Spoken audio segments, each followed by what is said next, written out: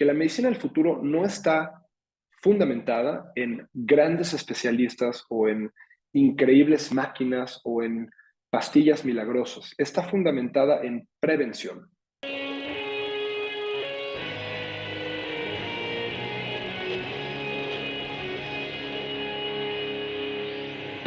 Bienvenidos a Volver al Futuro Podcast, donde platicamos con las mentes que nos impulsan a crear el nuevo paradigma de salud y bienestar, conducido por Víctor Sadia.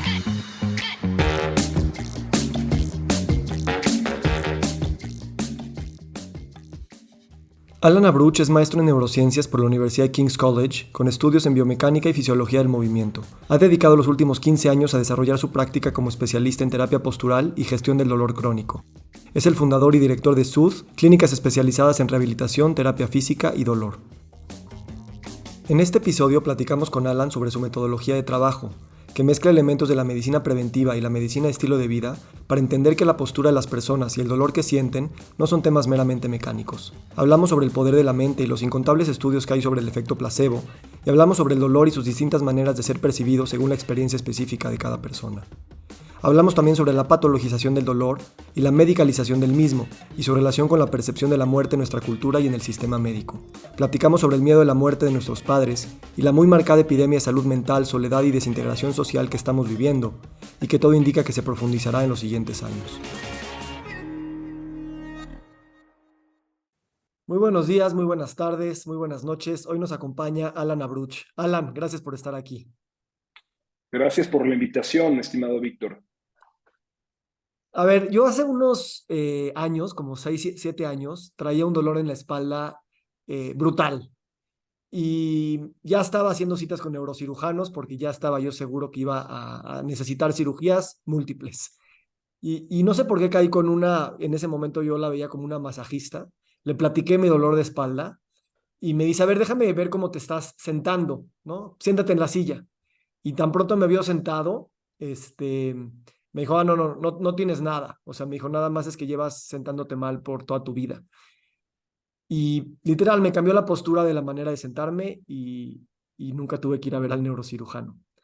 A lo que quiero llegar con esto, y creo que podemos hablar muchas cosas de la postura y así, pero me interesa mucho esta eh, directriz de decir, estoy en mucho dolor, necesito una solución eh, contundente y una solución quirúrgica y una solución que va más allá de yo ver si yo soy el causante de estos temas y como si nos viniera de afuera, ¿no?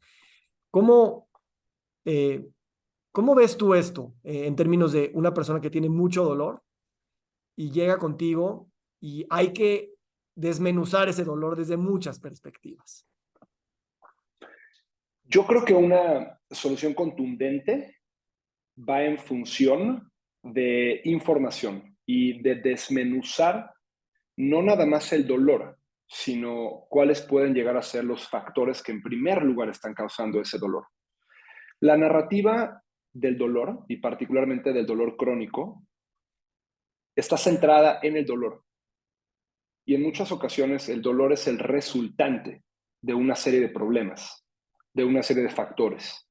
El no contemplar a esos factores como parte de la solución nos hace caer en un abordaje muy reduccionista, porque es como si tenemos una gotera de agua en el techo y está mojando nuestro piso de madera.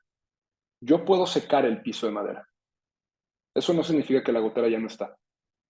Yo puedo haber salido de viaje y cuando regreso a mi casa, el piso de madera está completamente lastimado e hinchado. Yo puedo cambiar el piso de madera y poner una madera nueva y muy bonita.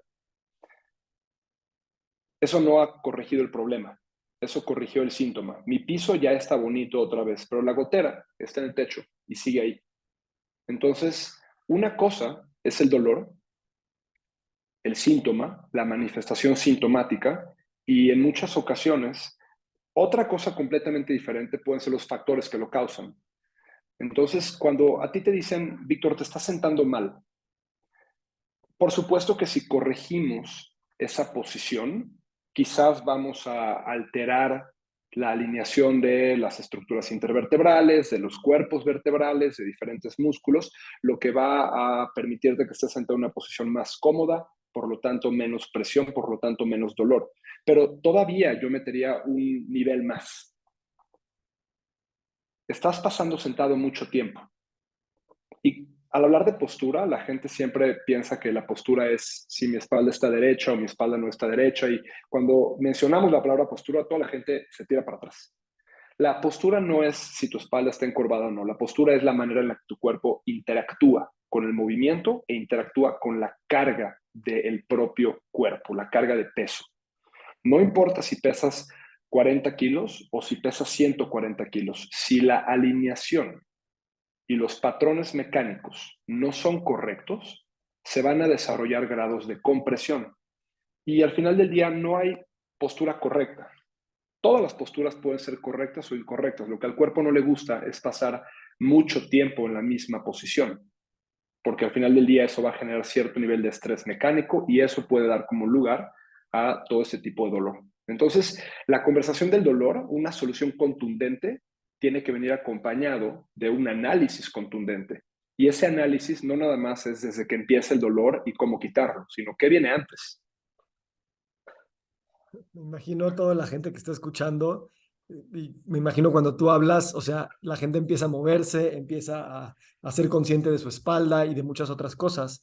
Y yo veo esta plática de la postura como un espejo de todo lo demás en el mundo de la salud y la enfermedad, ¿no? O sea, somos lo que repetimos y, y el volver algo consciente es tal vez una de las definiciones de la búsqueda o del proceso de salud. Simplemente el hacernos conciencia. O sea, la postura va más allá de la postura misma, es una filosofía de vida, una conversación con la vida y también una afirmación en la forma en la que uno quiere vivir. Y por eso se me hace a mí muy increíble encontrar a profesionales como tú, porque a lo mejor estamos de manera muy directa corrigiendo ese piso mojado, ¿no? Pero realmente estamos hablando de todos los pisos mojados que tenemos en todas las esferas de nuestra vida y cómo le ponemos atención, de qué es lo que nos trajo a donde estamos y qué es todo lo que tenemos que hacer, no solo una cosa, todo lo que tenemos que hacer para ver las goteras que están haciendo esos pisos. Completamente de acuerdo. Cuando una persona entiende que su personalidad es el resultado de múltiples factores que han sido experimentados a lo largo de la vida, influencias de amigos, historial académico, núcleo familiar, traumas, todas las cosas que nos hacen ser lo que somos, es el resultado de todo lo que hemos vivido. Esa es nuestra personalidad. Todos nuestros éxitos, fracasos, amores, desamores, dificultades, eso es lo que transforma y crea nuestra personalidad. La postura es exactamente lo mismo, es el resultado de todos los impactos y experiencias mecánicas que nuestro cuerpo ha recibido.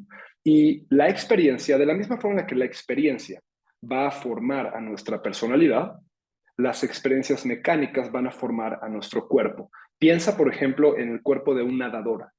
¿Cómo es el cuerpo de un nadador? Y cualquier persona que escucha esto está haciendo esta posición con las manos, está haciendo alusión a cómo es su espalda. Un nadador está constantemente utilizando una serie de músculos. Esos músculos, entre más estímulo mecánico, entre más activación de unidades motoras tengan, más se van a desarrollar y por lo tanto se va a generar ese fenotipo de cuerpo. Piensen en el cuerpo de un futbolista, tórax cortos, piernas gigantes. Piensen en el brazo derecho de un tenista versus el brazo izquierdo. El brazo derecho de un tenista, suponiendo que es derecho, que es diestro, va a ser mucho más fuerte que el izquierdo. La experiencia forma a la personalidad. La experiencia mecánica y el estímulo músculo-esquelético que el cuerpo recibe da pie a la postura.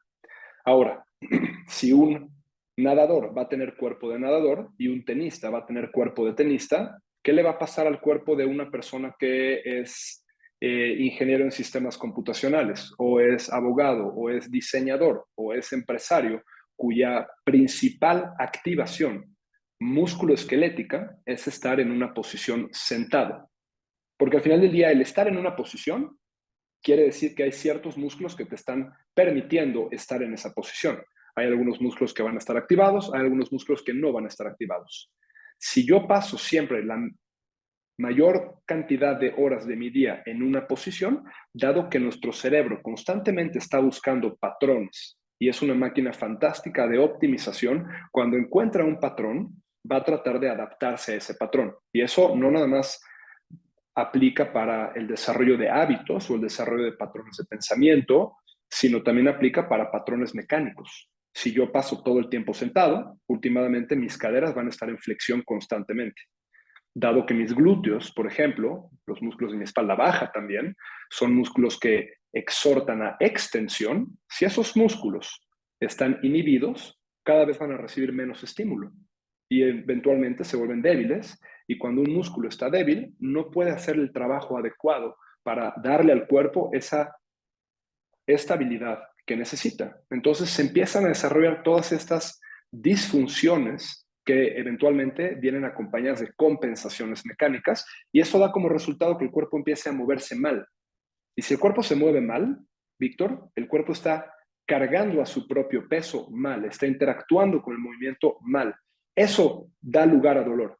Y la conversación empieza desde el dolor en adelante. La conversación tiene que empezar del dolor hacia adelante y hacia atrás.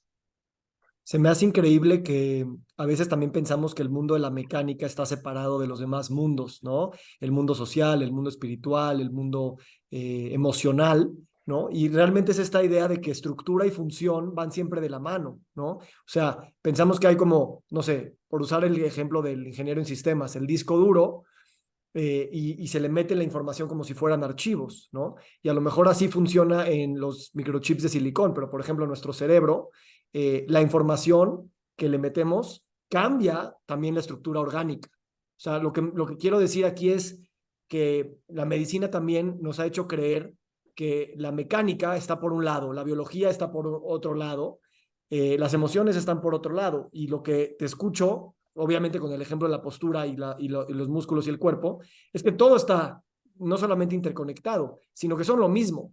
Y por eso ese análisis hacia atrás y hacia adelante en el tiempo, y ese análisis de las distintas áreas que afectan que estemos mojando el piso, eh, a lo mejor, y a lo mejor podemos entrar en este tema. Tal vez la idea convencional es, pues ve con el experto de la biología y te dice una cosa, ve con el experto de la mecánica y te dice otra cosa.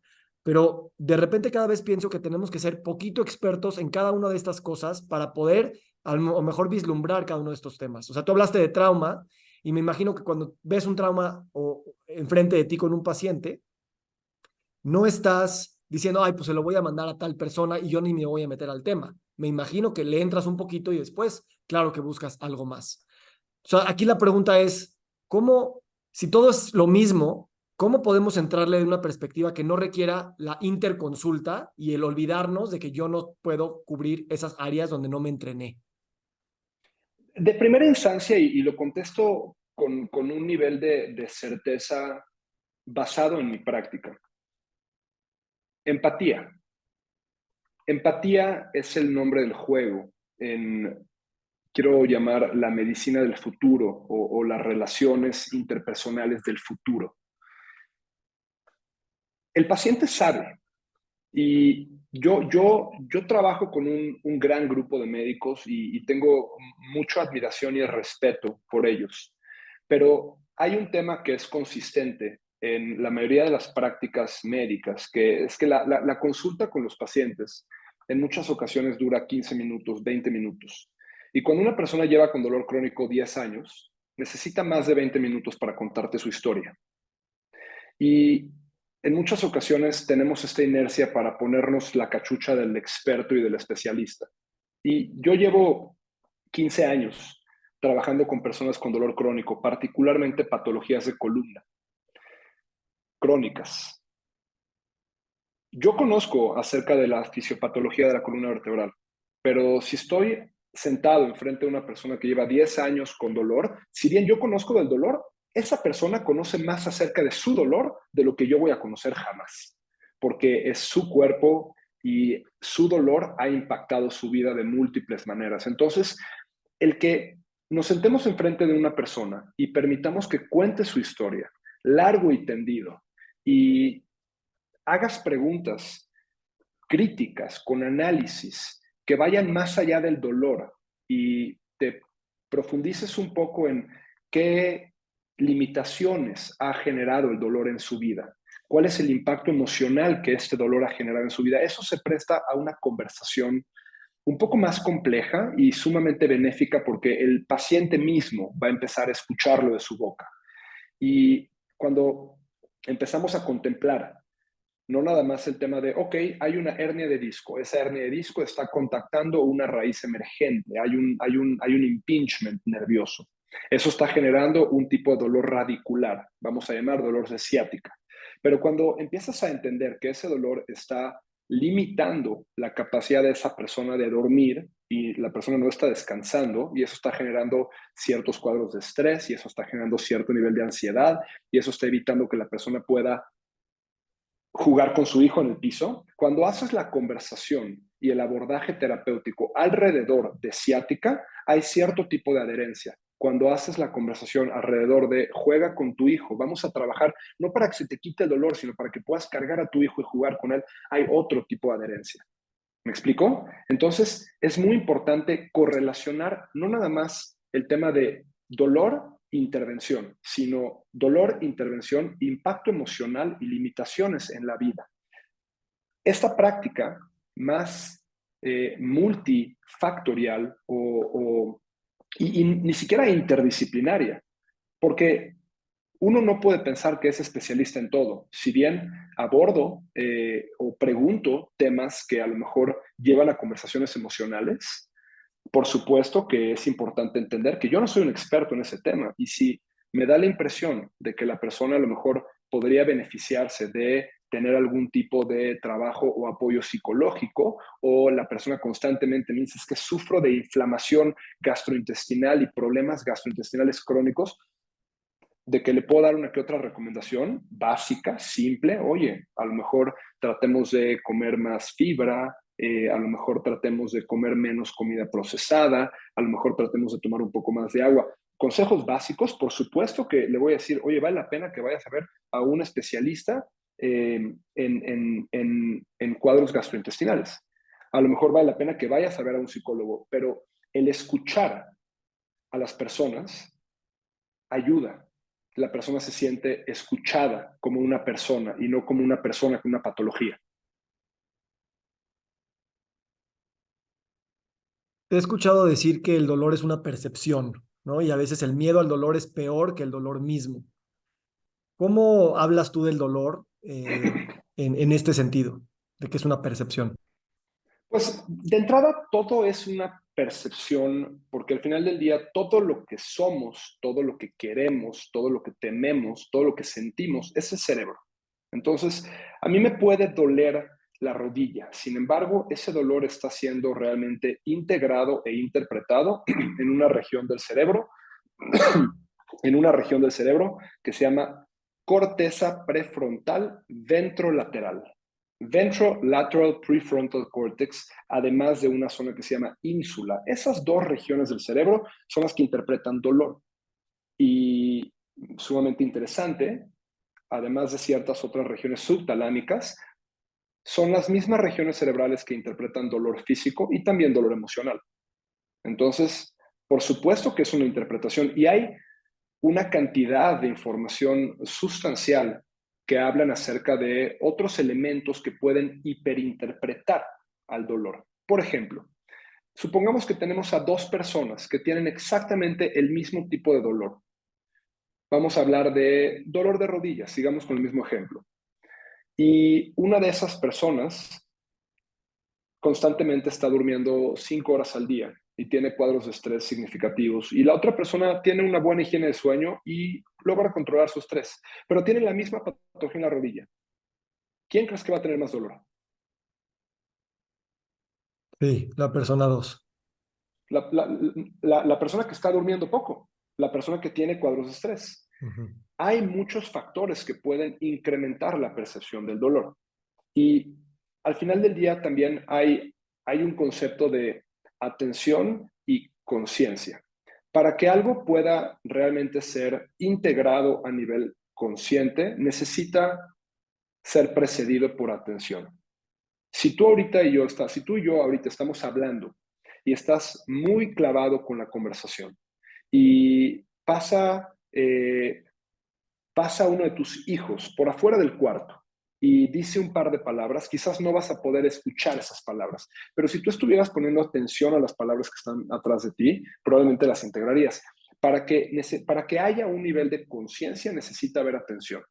Y hay un estudio muy interesante por Simon and Chablis en 1999, en donde sientan a un grupo de participantes enfrente de una pantalla y les muestran un video de 3 personas vestidas de negro, 3 personas vestidas de blanco, y les dicen, por favor, cuenten los pases con una pelota de básquet que se van a dar las personas que están vestidas de blanco. Entonces las personas durante un minuto ponen toda la atención a ver cuántos pases las personas de blanco se están pasando entre ellos.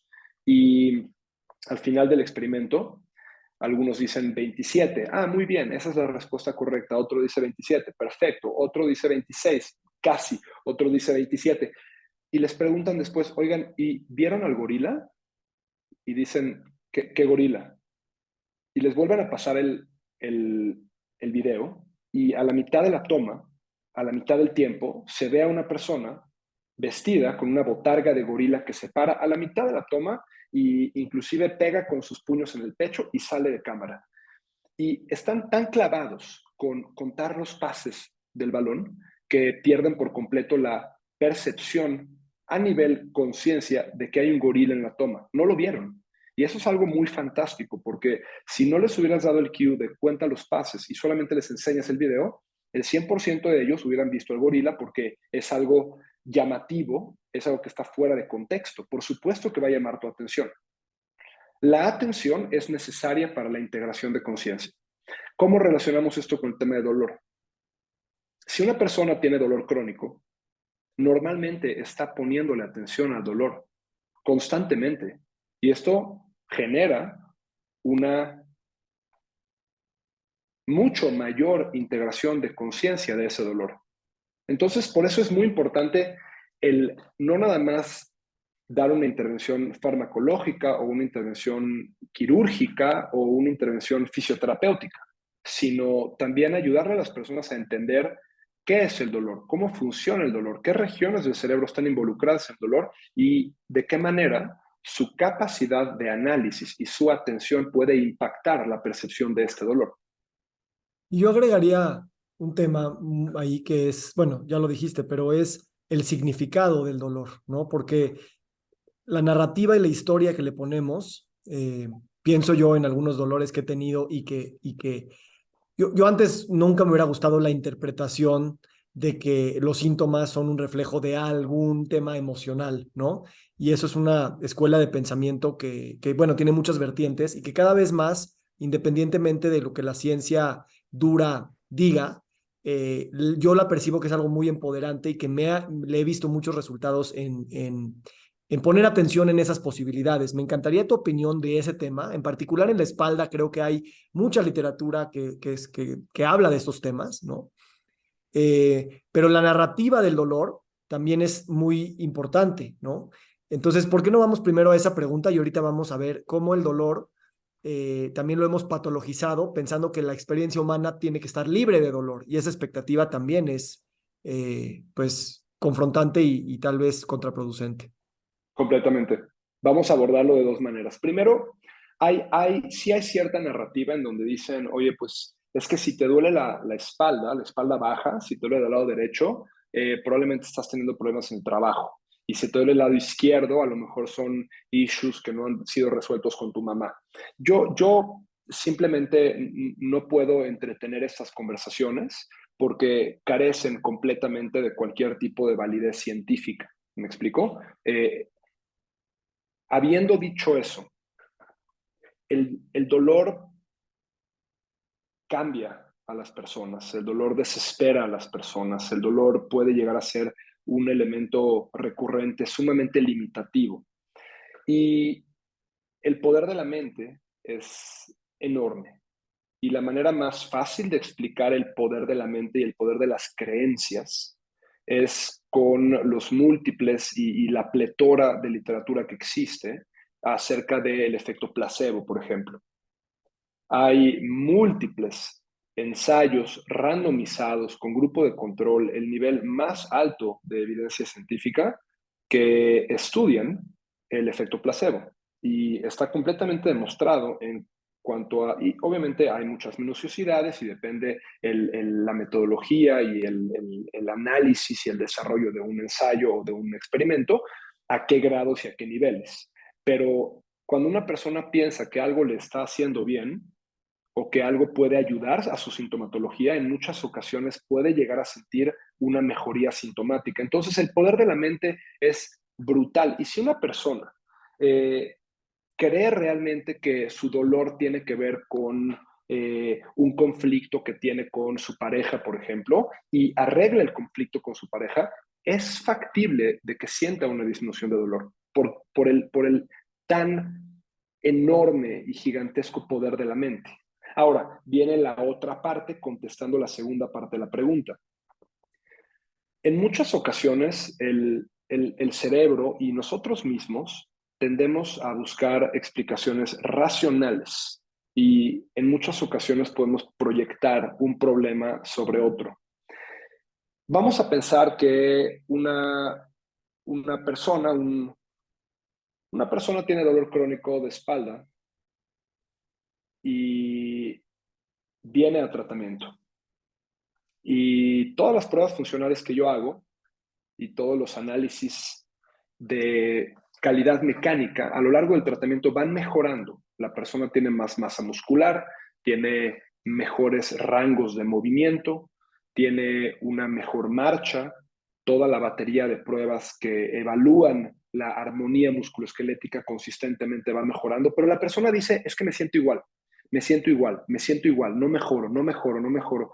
Y en eso empiezas a platicar con la persona y te dice que también está teniendo broncas gastrointestinales o empezó a mejorar de la espalda, pero ahora empezó a tener migrañas.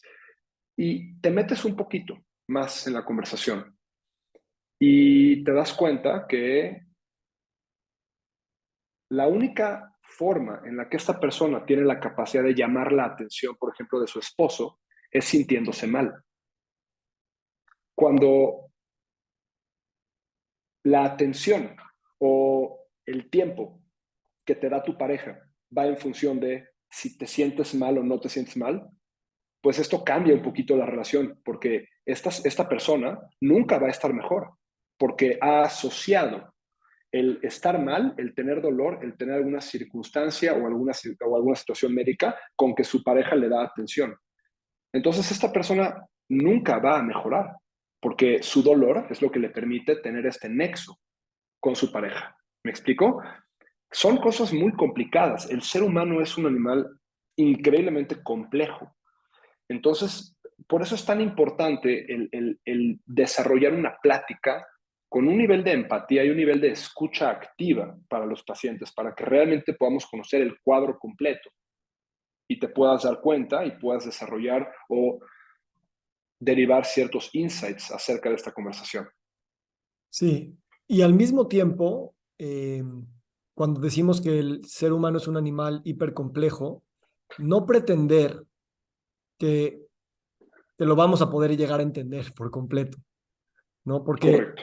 y para mí esa parte de la ciencia ha sido de repente frustrante, aunque me doy cuenta que el verdadero, no el verdadero, no me gusta esa palabra, pero la mente científica que a mí más me atrae, así como la mente mística que a mí más me atrae, es tenemos muchas herramientas para conocer y saber y aprender, pero nunca vamos a poderlo comprender en su totalidad. Y también creo que esa puede ser una de las definiciones de salud, porque también cuando decimos el completo bienestar físico, emocional y social y no solo la ausencia de enfermedad, pareciera que por definirlo sabríamos decir qué es ese completo bienestar físico, emocional y social, y tampoco tenemos idea de eso, ¿no? Y creo que también para un paciente que tiene dolor crónico de años, eh, claro que está desesperado por una respuesta, pero también se da cuenta que la respuesta no existe. Y prefiere un médico que acepte eso a que le diga yo sí la tengo. La respuesta puede que exista, pero es cambiante a lo largo del tiempo y va transformándose con base en múltiples factores. A medida que pasa el tiempo, cambian las circunstancias sociales, culturales, laborales, académicas, personales, emocionales. Hay un constante cambio. Nadie está exento a el día de mañana recibir una terrible noticia en su celular y una noticia que cambia todo. Y de la misma forma, nadie está exento a el día de mañana conocer a una persona que cambia el curso de su vida. Entonces, todas estas circunstancias que van cambiando, pues permiten que evolucione nuestra personalidad, permite que evolucione nuestra manera de hacer un análisis crítico acerca de nuestra circunstancia, incluyendo nuestro dolor. Por eso creo que es importante que las personas, hablando y regresando al tema del dolor, que antes de que las personas analicen el estoy curado o no estoy curado, estoy bien o no estoy bien, el entretener la posibilidad de que puedo estar mejor de lo que estoy ahora si desarrollo e implemento una serie de pasos.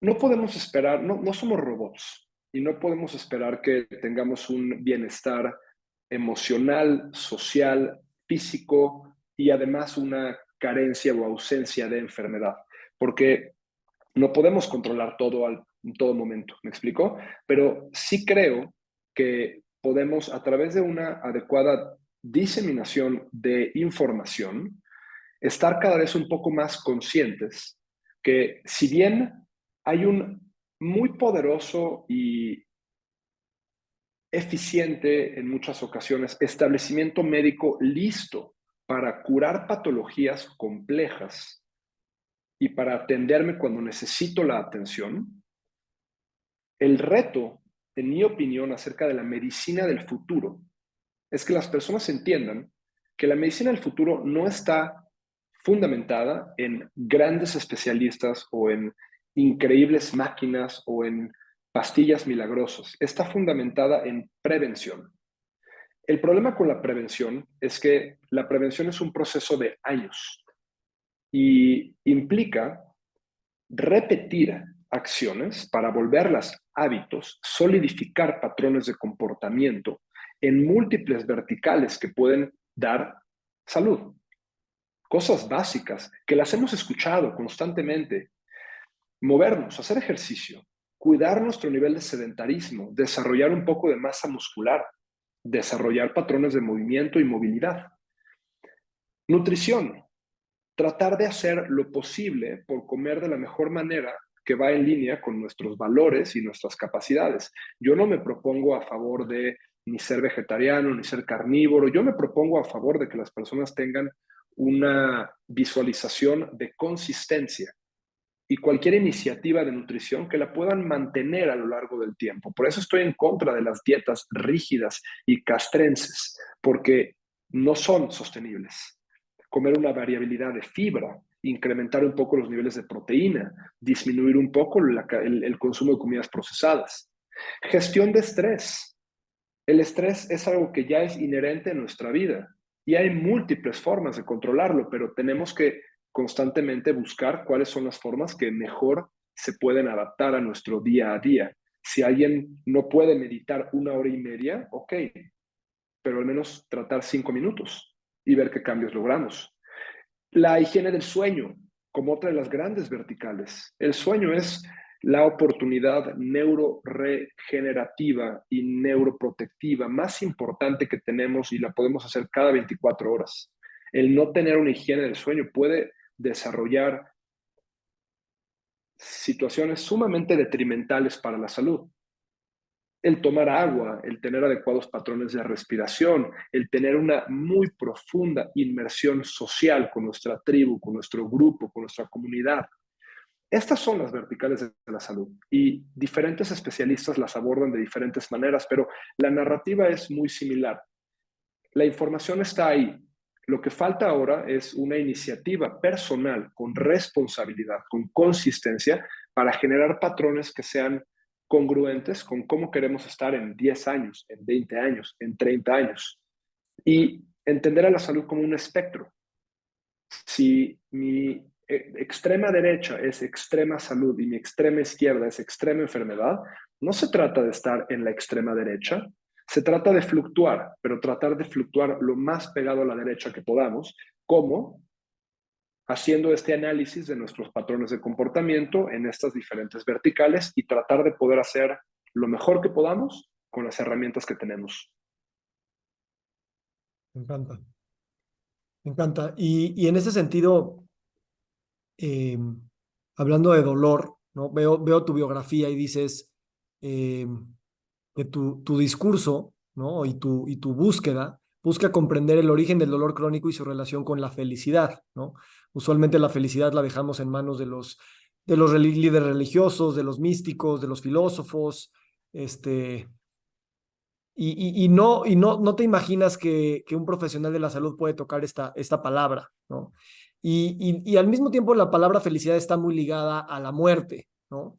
Y como también, así como hemos patologizado el dolor, pensando que la vida no tendría por qué tener dolor, también de alguna manera hemos patologizado la muerte, ¿no? Y entonces hacemos todo tipo de técnicas para alargar la vida como dé lugar y hacemos todo tipo de técnicas para evitar ese tema. ¿Cómo la muerte entra en tu consultorio y qué tanto esa conversación es fértil para poder buscar este empoderamiento y autoconocimiento que quieres acompañar a tus pacientes? Yo no veo tanto pacientes críticos, veo pacientes con dolor crónico, pero en muchas ocasiones me ha tocado trabajar con personas mayores y a medida que las personas van creciendo, esta conversación cada vez es más presente. La manera en la que el dolor se puede relacionar a esa conversación es a través del concepto del miedo. El miedo es un elemento muy importante en cualquier abordaje terapéutico que lidia con dolor crónico, porque últimamente lo que la gente busca en la superficie es quitar el dolor, pero si escarbas un poco te das cuenta que lo que buscan realmente es quitar el dolor porque el dolor no les permite hacer X o Y. Hay que encontrar cuál es ese X o Y y hay que encontrar cuál es el miedo relacionado a no poder hacer X y Y. El no poder cargar a un nieto, el no poder seguir caminando en un viaje o ir a un museo porque tengo mucho dolor de espalda y no puedo estar parado durante una hora. Cuando tú entiendes que ese dolor lo que realmente está ocasionando es una limitación y cuando las personas se sienten limitadas, genera un tipo de frustración y esa frustración puede dar pie al miedo. Cuando alguien tiene miedo de no poder hacer las cosas que antes podía hacer, nos acerca a esta idea de mortalidad. Está pasando el tiempo, estoy dejando de ser la persona que era, está llegando la edad. Y a veces es hasta ridículo porque personas en sus 30 o en sus 40 empiezan a entretener esta idea. Es que ya se me fue la juventud, es que ya no estoy pudiendo hacer esto, es que ya no estoy pudiendo hacer el otro. El este o el otro difiere y varía según cada persona, pero esa limitación y ese miedo es algo que se tiene que abordar y la manera de abordarlo es simplemente traerlo a la conversación y tratar de entender y de preferencia que lo diga la persona misma. Uno nada más guiar la conversación, pero el método socrático, el preguntar por qué y por qué y por qué y por qué, me duele la espalda, ¿por qué? Y hacer estas preguntas consistentemente. Y eventualmente, siguiendo este caminito, llegas a insights muy poderosos.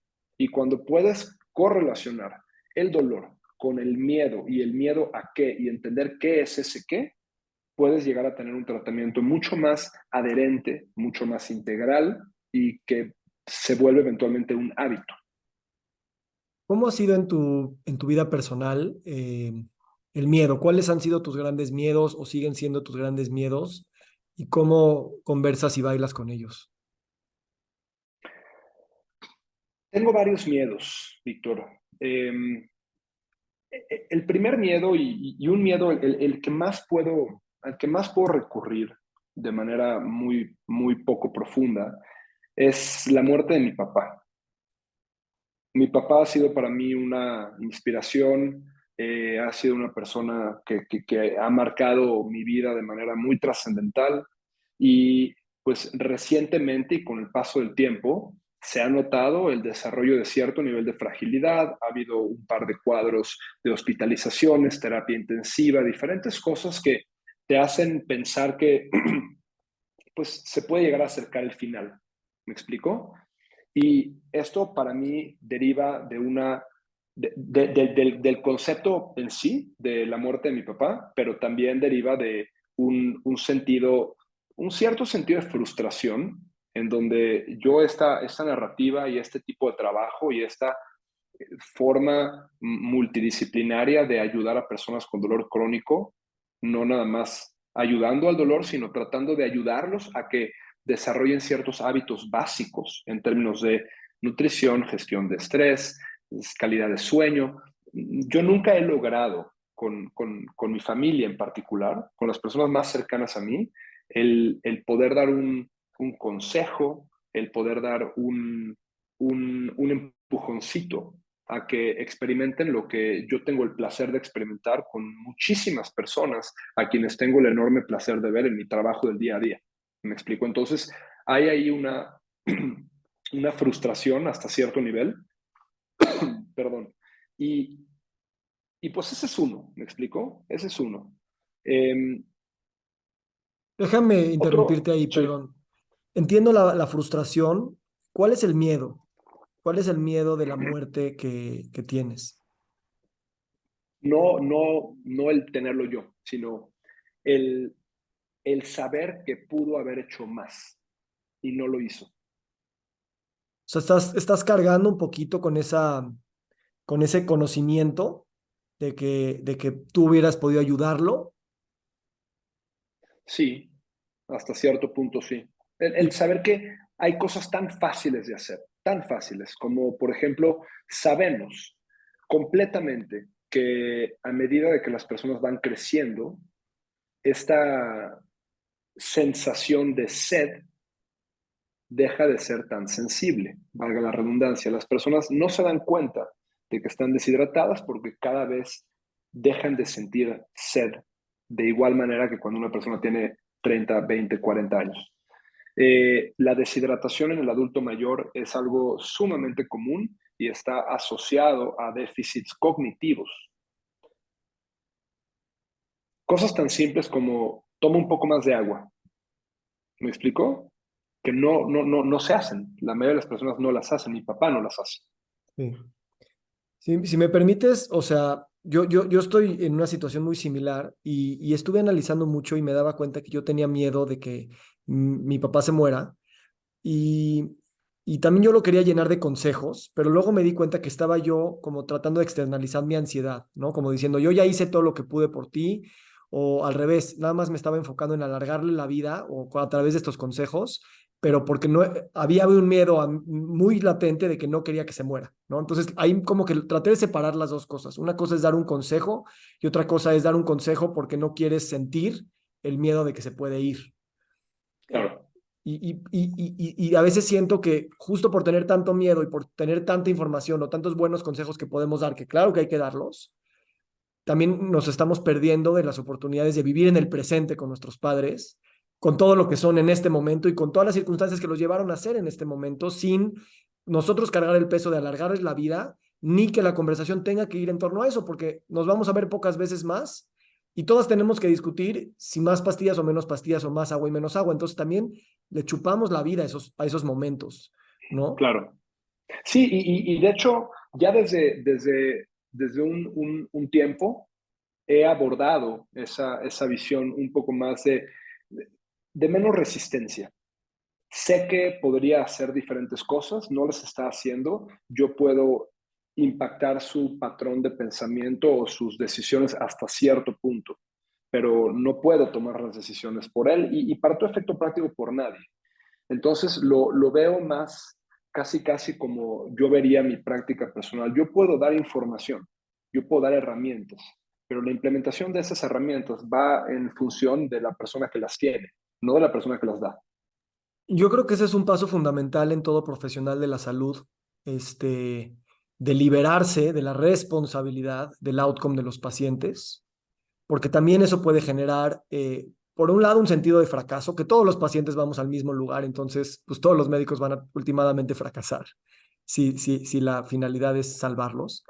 Y en segundo lugar, consigo mismos, ¿no? Porque también eh, eh, no se puede hacer todo, ¿no? Y claro que vale la pena modelar tu vida en un deportista que corre maratones hasta los 90 años y tener esa imagen es mucho más probable de que pues, te prepares para eso que la imagen de, no sé, de la cultura de pues, el viejito de 70 años que ya está, ¿no?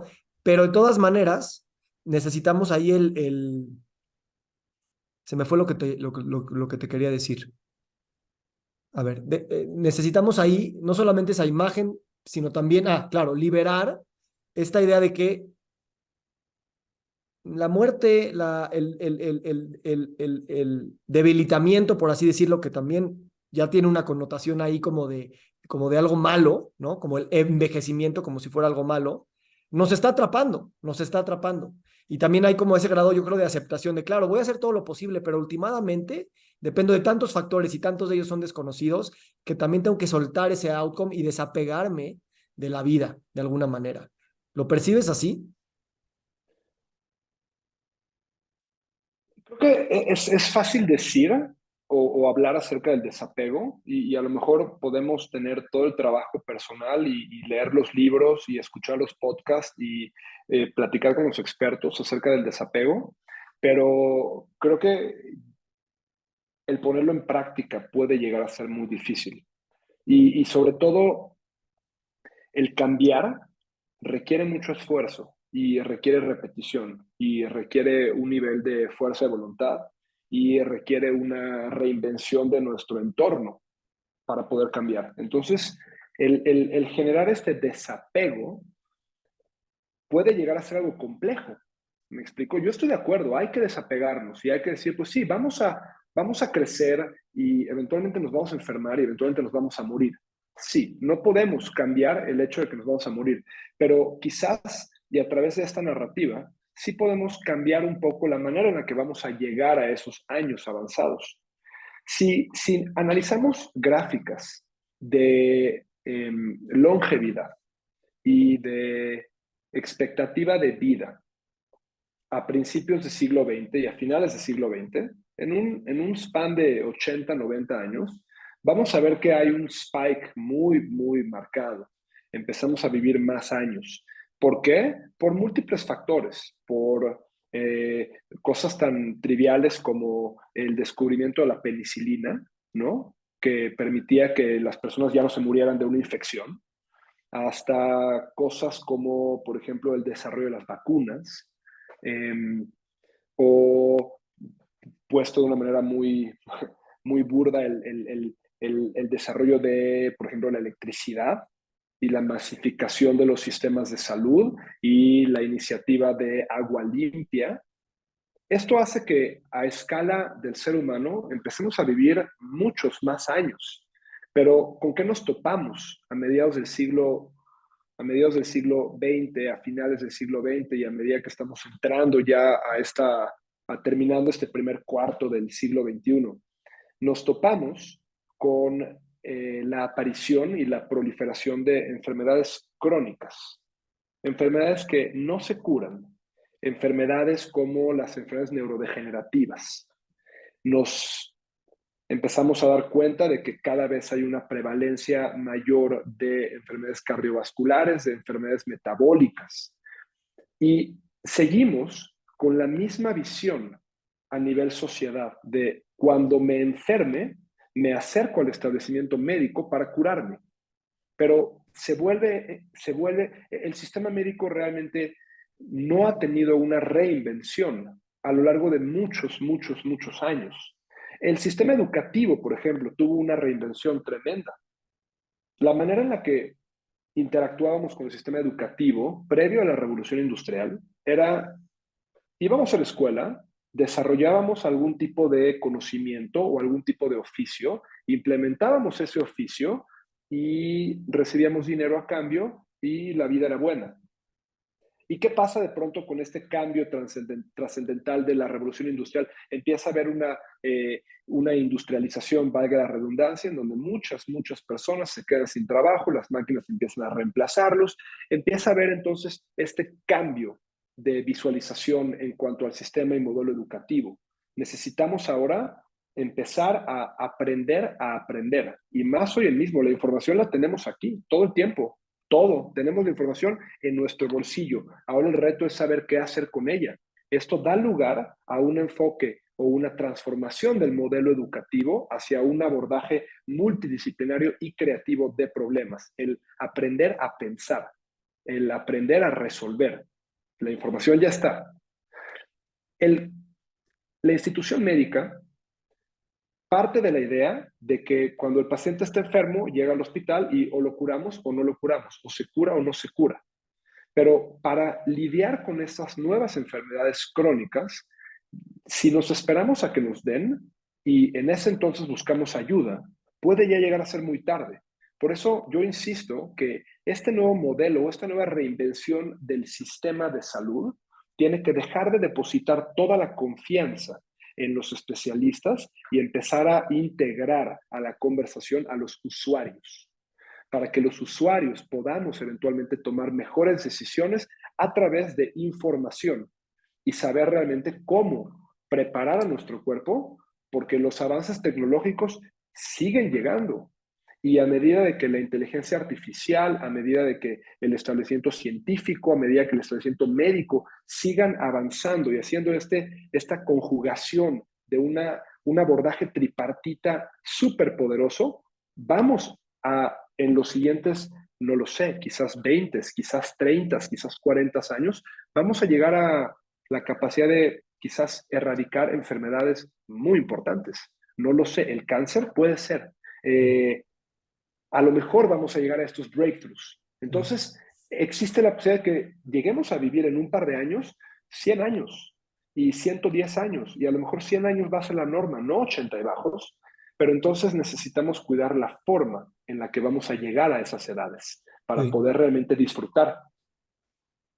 Sí, sí, y justo hablando del desapego, de que es complejo y que es una práctica, o sea, sí veo como quedarnos con esa esperanza, pero también con la práctica constante de saber pues que el tiempo que me toque o el tiempo que le toque a mis seres queridos también está bien y lo agradezco en el momento, porque si no nada más es una lógica de aumentar tiempo Claro. y no de vivir. Y por eso siento que en el contexto de enfermedades crónicas, que son muy nuevas en el sentido cósmico, bueno, ni siquiera en el cósmico, en el sentido, o sea, la enfermedad crónica tiene menos de 100 años, digamos, eh, practicar esta idea de sanar sin tener que curar, ¿no? Y entender que podemos sanar a varios niveles independientemente de que pues, la diabetes o el Alzheimer siga ahí, ¿no? Sobre todo con esta idea de que somos pues, pues, seres emocionales y sociales al mismo tiempo que seres cognitivos y físicos. En ese sentido, a mí me ha servido mucho, Alan, es como aceptar también que el cáncer es parte de la realidad, que el conocimiento en el que tú y yo nacimos o las prácticas en las que tú y yo nacimos son diferentes a las de nuestros papás, y aceptar que esos son los tiempos que nos tocaron, ¿no? Los tiempos que están generando cáncer a lo bestia y que no están encontrando las formas y también con hábitos que nuestros papás pues no recibieron, que nosotros tuvimos mayor suerte de recibir y que ya crecimos más programados así, y soltar eso también, ¿sabes? Porque también somos producto de nuestro tiempo, ¿no? Y hay muchas cosas que no movemos ahí, ni como hijos ni como padres, ¿no? Pues estamos en un tiempo de transición, en un momento de cambios, definitivamente. A mí me emociona mucho y a la vez me aterra mucho lo que viene en el futuro, porque creo que uno de los retos, tenemos ya de cierta manera cierto nivel de experiencia batallando estas enfermedades crónicas, enfermedades neurodegenerativas, enfermedades metabólicas, enfermedades cardiovasculares, pero creo que estamos ahorita en un momento del desarrollo de la especie humana atravesando cambios circunstanciales que están dando pie a una crisis de salud mucho más compleja que cardiovascular, metabólico, neurodegenerativo. estamos entrando en una crisis de salud mental. Y eso es lo que a mí me aterra de cierta manera, porque cuando uno se avienta un clavado a la literatura y de manera básica empieza a tratar de estudiar cuál es la prevalencia de enfermedades de la mente a nivel global, las estadísticas son muy, muy, muy aterradoras. Y no confundamos enfermedades que tienen una fisiopatología muy clara, en donde podemos encontrar algún cambio en el cerebro, como por ejemplo una demencia, un Alzheimer, una desmielinización por esclerosis múltiple, un tumor cerebral, con enfermedades de la mente, psicosis, esquizofrenia, depresión, trastorno generalizado de ansiedad, manías, hiperactividades. Estas enfermedades de la mente son mucho más difíciles porque no hay un rasgo físico. Hay ciertos, en algunos casos se pueden llegar a estudiar, pero el diagnóstico depende de que el paciente cumpla ciertos criterios y en muchas ocasiones estos criterios pueden llegar a ser un poco subjetivos. Pero la data en un estudio sumamente complejo que se hizo en Europa, incluyendo todos los países de la Comunidad Europea, además de Reino Unido, además de Islandia. Este fue un artículo publicado, si no me equivoco, en 2019, previo a COVID, que yo creo que cambiaría un poquito la data después. Analizó la prevalencia de todos estos trastornos en un lapso de 12 meses. Y el resultado expresado de manera simple encontró que el 38.2% de la población en cualquier periodo de 12 meses está experimentando al menos una de estas diferentes patologías de la mente, las más prevalentes siendo ansiedad y depresión. Eso se traduce a una de cada 3 personas con la que nos topamos. Si bien tiene una fachada por fuera, por dentro puede llegar a estar teniendo retos muy importantes y muy detrimentales para su salud, para el desarrollo de sus hábitos, para su adecuada integración como una persona funcional dentro de la sociedad. Y esto tiene que llevarnos a la plática con la cual arrancamos esta conversación, que es, se necesita un mucho mayor grado de empatía para entender que se viene un problema de soledad, se viene un problema de desintegración social y por eso es cada vez más relevante que diferentes especialistas de diferentes prácticas terapéuticas, médicas, científicas, tengamos como estandarte esta banderita de empatía a través de la distribución del conocimiento, la divulgación del conocimiento, para que las personas puedan enfrentar estas crisis con un poco más de información y no nada más con intervenciones terapéuticas, con intervenciones farmacológicas o con intervenciones quirúrgicas, sino con información y educación. Sí, gracias, Alan. Y también saber estas estadísticas nos hace ver que no estamos tan solos, ¿no? Los que nos sentimos ansiosos o deprimidos, que eso también es causa de mayor depresión y ansiedad, sentirte que eres el único y que hay algo mal contigo, y así estamos todos. Entonces, bueno, esto abriría otro capítulo, pero vamos a cerrar esta conversación. Realmente te quiero agradecer. Creo que tocamos muchos temas y dejamos otros para otros momentos. Y pues invitarte simplemente si quieres cerrar con con lo que sea. Regreso a la misma palabra, empatía. Y empatía e integración social. La manera en la que podemos utilizar como valor predictivo de la longevidad, tenemos ciertos marcadores interesantes.